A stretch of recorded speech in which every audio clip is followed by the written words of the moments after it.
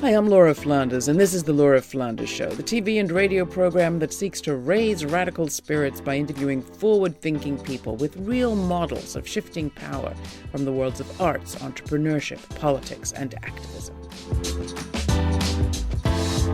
On this week's show, food justice, a new way of thinking about the most basic stuff of life. What do we grow? What should we grow? How do we grow it? Where? And who gets to decide all this? When we actually begin to think about food as a system, it soon becomes obvious that it is as political and socially important a topic as there is. In this program, you'll meet some farmers, workers, organizers, and seed keepers who seldom get much attention from the mass media. Not surprisingly, they don't look or sound like what some people have come to expect. Then we'll visit with Leah Penniman, author of the groundbreaking book titled Farming While Black.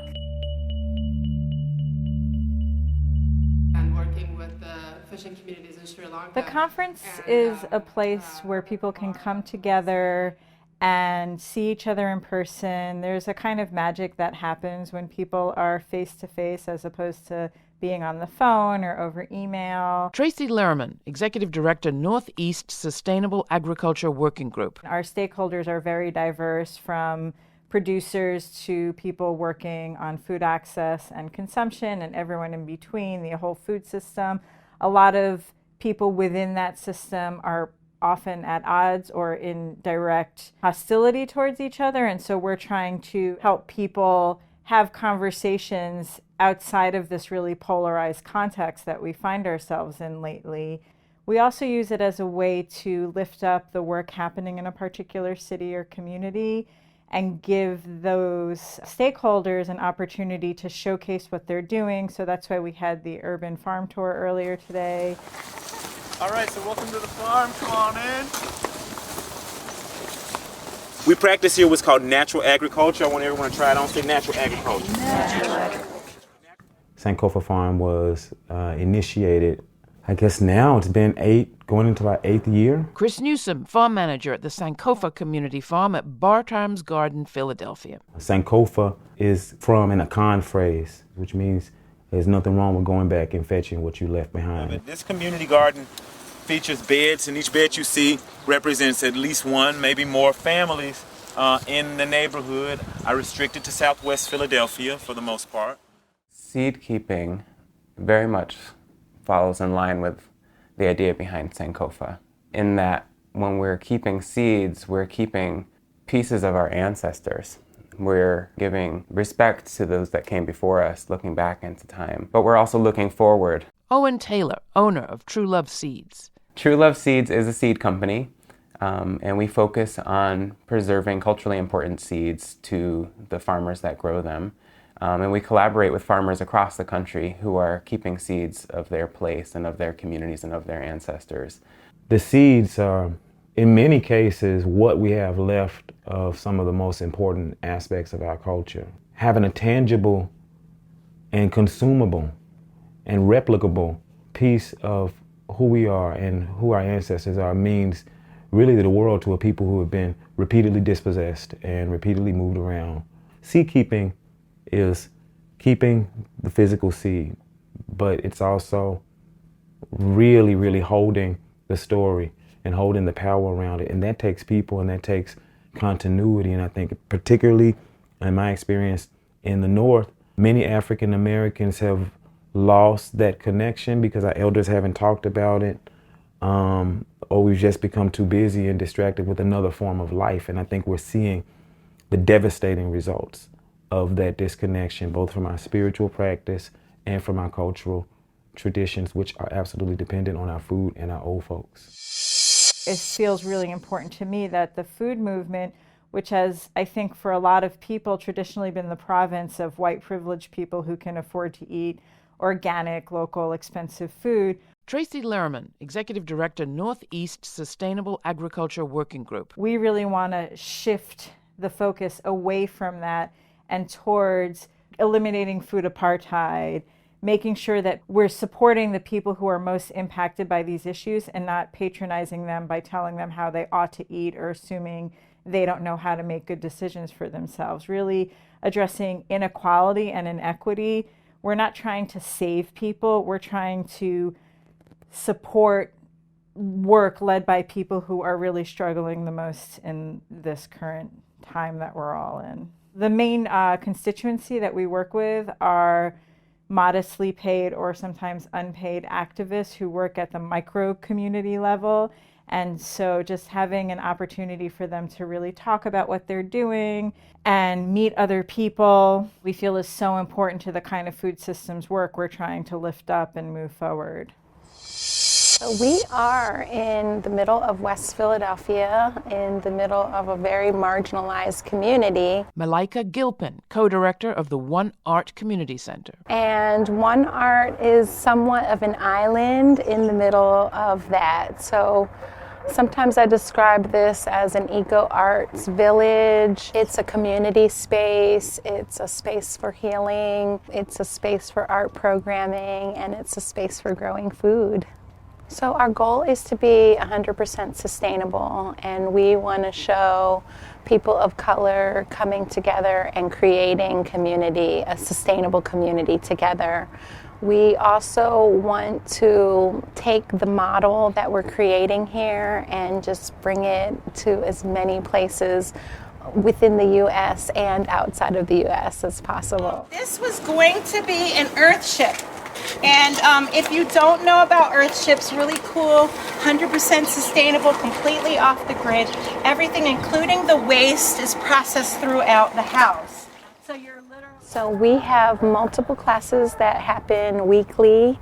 And again, everything's geared towards healing, but we don't limit what types of classes that we have as long as it's positive and uplifting. We work with the communities. If we have a teacher who wants to teach martial arts, then we're teaching martial arts. And so we have a diverse programming happening during the week. We also will have workshops during, over a weekend period of time. And then we also do a lot of events in our outdoor space as well as our indoor spaces. Creating safe space is really important, and what we find is that people are just, they're brought in together, and they, we don't do a lot of marketing at all. People just come because they know that, or they've heard they're going to experience something wonderful here. The activists at NISOG are also about changing policy. Later in the day, we followed many of them down to City Hall for a Save Our Gardens rally, demanding an end to the eviction of urban farmers and to transparent use of public land.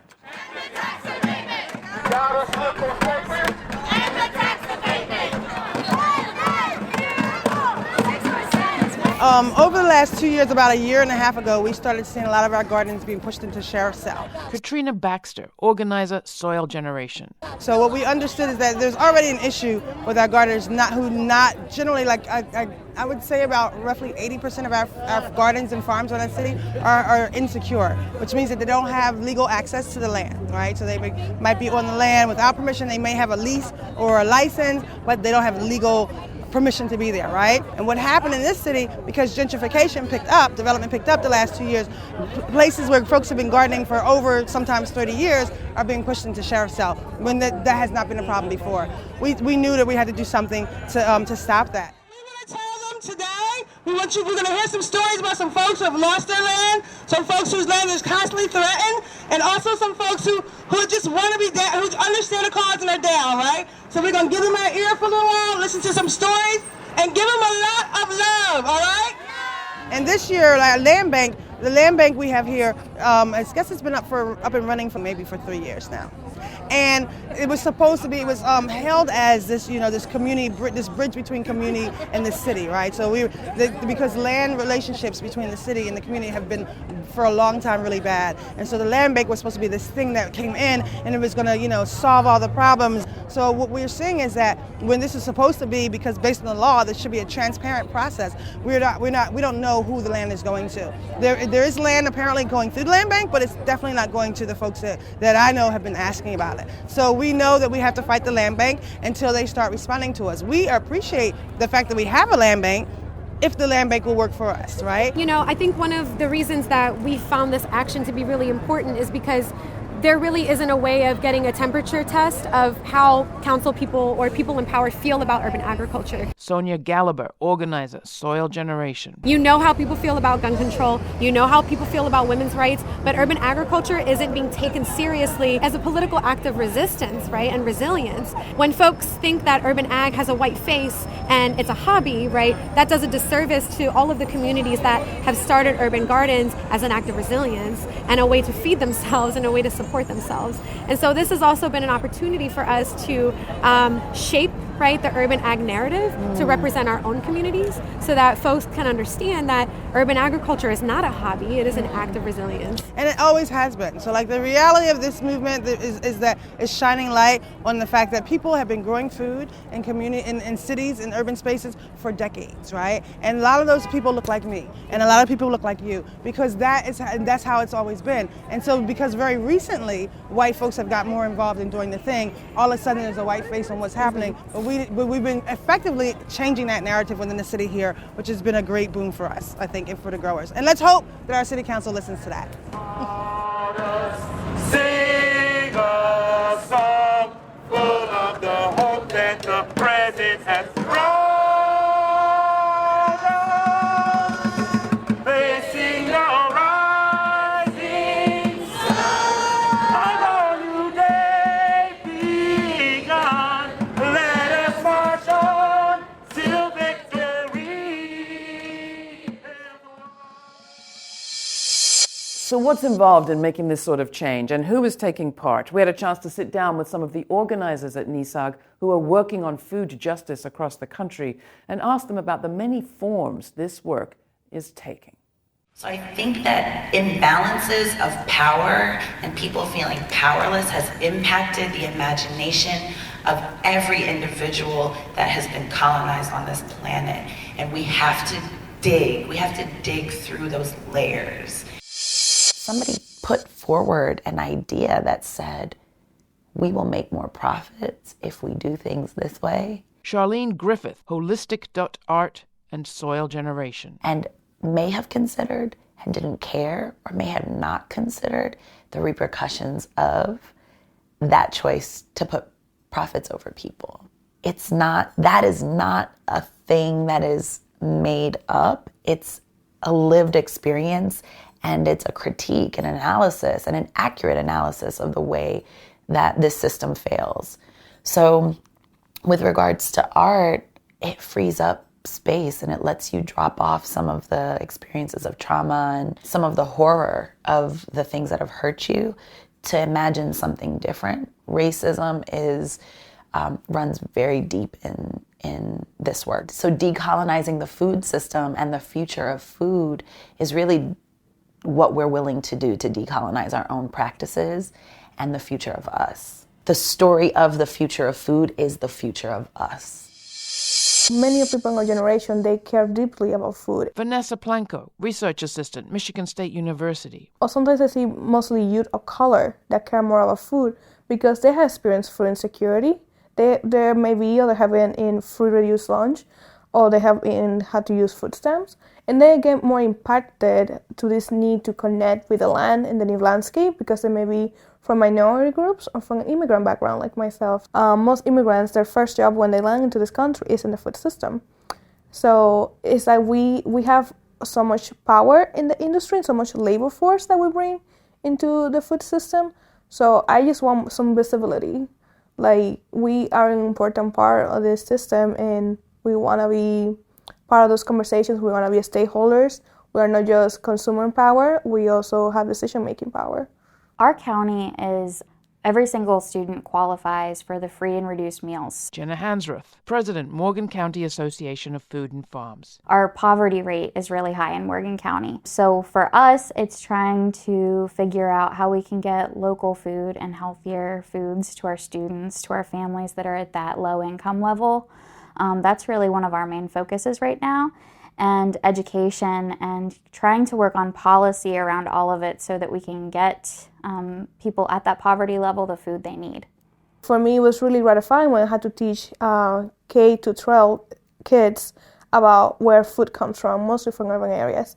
And something that we make a distinction is that sometimes kids will call the ground the floor and not like ground or soil. And that's when we see a huge disconnect that many people don't know where their food is coming from. I think that makes people see food as something so menial, something so insignificant when it nurtures our bodies and is such an important part of our economy, important parts of our lives.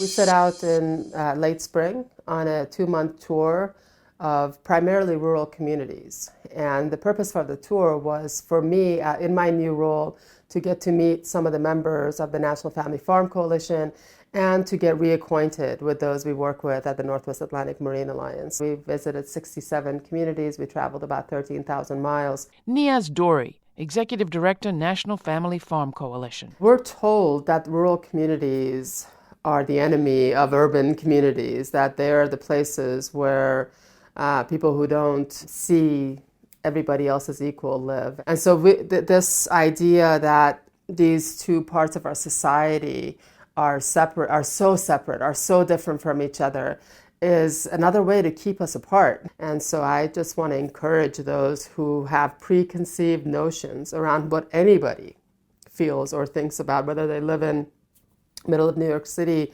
or in the middle of Iowa, to suspend that. Because if you don't, then we're setting up more of what we're experiencing right now. We need to let go of those assumptions in order to really make the systemic changes that we need to make and organize in a way that truly does build power and builds a broader base for the changes we want to see, because they're not that different than the changes rural communities want to see. Right now, we're in a moment where people are really hungry to address this question of inequality. Tracy Lerman, Executive Director, Northeast Sustainable Agriculture Working Group, or NESOG. I think for us, we just start from the basic notion that food is a basic human right, and we all deserve access to the same quality of food, regardless of all of those other things that impact how we came into this world. This is the Laura Flanders Show. I'm Laura. You can watch this special on food justice and see all the farmers and workers in action at lauraflanders.org. It's also where you can sign up for our newsletter. Subscribers get our podcast and my commentaries. I call them the F word. The latest is on what's missing from the political picture when it comes to the media coverage of the transition process from Trump to Biden. Neoliberalism may have been getting a bad rap on the economic front, but it's doing its damage as ever to our democracy. That's this week in the F Word, coming free to subscribers to our podcast. Thanks. This week's show is all about food justice, how we eat, grow, and access food. And that is as political as it gets, it turns out. Next, joining me is author, farmer, educator, environmental steward, and rabble-rouser for food justice, Leah Penniman. She's the co-director of Soul Fire Farm in New York State, where growing food and community go hand in hand with fighting for racial justice. We'll discuss her book, Farming While Black, Soul Fire Farm's Practical Guide to Liberation on the Land. The book, in her words, offers the first comprehensive manual for African heritage people ready to reclaim their rightful place of dignified agency in the food system. That's Leah Penniman on The Laura Flanders Show. Next. Welcome back. I should say you haven't been in studio before, but now we get to see you not in the fields, not in willy boots. We're glad to have you. I know, there's no mud on me at all today. Your book, and I should say the subtitle is gorgeous because it is a practical guide. Soul Fire Farm's Practical Guide to Liberation on the Land is dedicated to those ancestral grandmothers. You want to tell us more about that and why you start that way? Just that dedication stopped me in my tracks. Well, the family story goes that our grandma's grandma, Susie Boyd, and many of the women in the community of the Dahomey region of West Africa, when everyone around them was being kidnapped and rounded up and they faced an uncertain future, they made a choice that astounds me even in this moment. They decided to take the okra, the millet, the black rice, the cowpeas that their families had saved for generations and to hide them in their braids. Because they didn't know where they were going, but they believed against odds in a future on soil, and they believed in us, that we would exist, and that they needed a legacy to pass on. And the reason I wanted to put that dedication forth is because in these challenging times, it's very easy to give up, to lose hope, just put Netflix on and chill, right? And I have to be reminded that if they didn't give up on us, then who are we in much less dire circumstances to give up on our descendants? It's that act of creative bringing into being, which you must have done too. I mean, you didn't get born with this farm. No, definitely didn't. I didn't even grow up on a farm. I started farming when I was 16 years old. I got a job at the Food Project in Boston, Mass, because I needed a job. And I have to tell you, from that first moment of planting a carrot seed and seeing it all the way through to maturity, and then chopping it up and serving it in a soup kitchen, I had found my way home. Yeah. Because being a rural, mixed Black kid, very, very challenging to figure out who I was, whether I even merited being on this earth. And there was an elegant simplicity in the growing, the harvest, the sharing with community that wedded my passion for environmental stewardship and my concern for social welfare into this one sacred act. So I was totally hooked. I've been farming over 20 years. Soulfire, my husband and I joke that it's our third child because we give it at least as much love and time and attention as our 2 teenage children, Nashima and Emmett. And the land, how did it come into your care? Long story short, we had a lot of trouble feeding our own children healthy food. Despite our college degrees, despite our knowledge of farming, we had to walk over 2 miles to the nearest place to get fresh food. And our neighbors, when they found out we knew how to farm, there was a clamor. You need to start a farm for the people. I'll join. I'll be a customer. I want to visit. And so this vision was really a community vision. We always had a long view that we'd get land, but it was accelerated by this encouragement. And having very little savings and wanting to be close to Albany, we essentially purchased a piece of a mountainside that was completely eroded. The neighbors around us shook their heads like, you cannot grow vegetables on this land. But we'd come from urban farming where you have to build up because there's lead in the soil. And we use a lot of those same techniques, which I later learned are African heritage techniques, to replenish the topsoil, to call the pollinators back in, to call the organic matter back in. And after about 4 years of building soil, we were able to open our farm and have incredible produce. We feed over 300 individuals every week with a doorstep delivery program in the Capital District. It wasn't just you. This distancing from the land and from healthy food is pandemic across the United States. And there was a report not so long ago from the Southern Poverty Law Center that was pretty dire in terms of what people's relationship is to the land. How would you describe the problem that Soulfire Farm is being the answer to? Oh my, well, it's just a tiny problem, Yeah. which is that our mission is to end racism and injustice in the food system. It concentrates the land, the power, the food into the hands of a few, and sadly, mostly European heritage folks. 95% of the land is owned by white people. If you're white, you're 4 times as likely to have a supermarket in your neighborhood. You're less likely to have diabetes or heart disease. If you're a farm worker, you're not protected under the same laws as other workers in America. And so we have this institutionalized racism just baked in to the system, and it's invisible to a lot of us on the day-to-day. So at Soulfire, our small part is, number 1, steward the land the way our ancestors did and feed the people. Number 2 is to provide culturally relevant farm-based education for folks who want to take leadership in the food system. And the third thing is to be rabble-rousers and change policy and change the way resources are distributed so that we have the means of production to make lives on land. So you have a lot of tools in the book as well as a lot of history and writing. What will people find in it in terms of things they can learn how to do?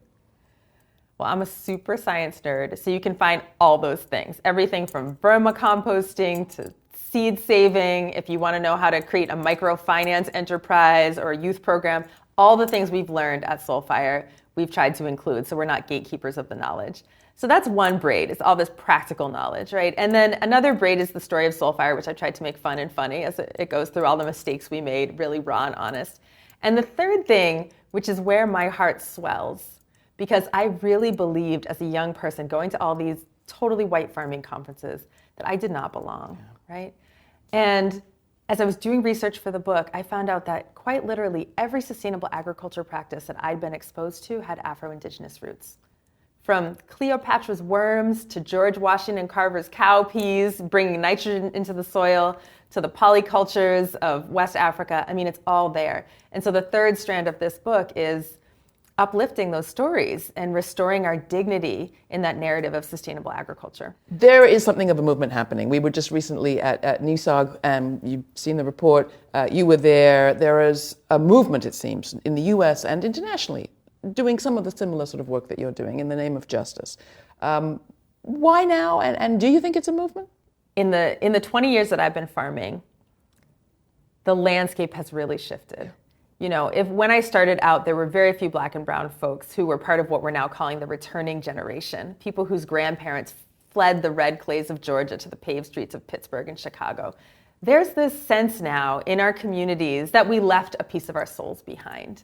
And there's something aching, something missing that we can't quite name, right? That's forgotten. And there's a clamor now. You know, folks are like, where, how do I get involved? How do I find out? How do I get back to the land? And I noticed too, even in white-led farming spaces, there's a wake-up call in terms of the need for an equity framework. And so conferences that were before all white or boards that were all white are reaching out now and saying, how do we really rethink this so we center Indigenous and Black people in this narrative? It's interesting where I feel myself entering your work is around that issue of where are our lines of struggle.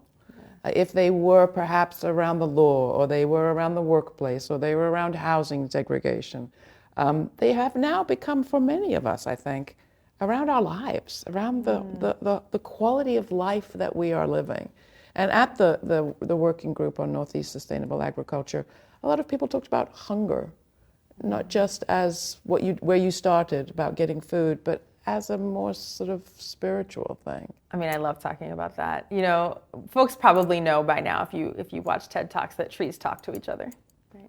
So Grandma Pine would not be so tall if it wasn't for her friend mycelium, the fungus. And so she said to mycelium one day, you know, let's make a deal. I photosynthesize, I can make sugars and you can't. And you have acids that break down rocks into liquid mineral, and I can't do that. So how about I make my roots porous and we enter into this symbiosis where we share and exchange. And so there's this amazing network in the forest of collaboration, of mutual aid. And my personal belief is that when you have bare feet on the soil or you have bare hand on the trees, that you get some messages about what it is to be more fully human, what it is to be in sacred community. So I completely agree with you that we are hungry. We are hungry people. You were just listening to a special report on food justice. That was Leah Penniman, co-director of Soul Fire Farm and the author of Farming While Black. For our episode notes, including all the information on my guests and links to Leah's previous appearances on the show, you don't want to miss the one with Chris Hedges, go to patreon.com/The LF Show. That's patreon.com/The LF Show.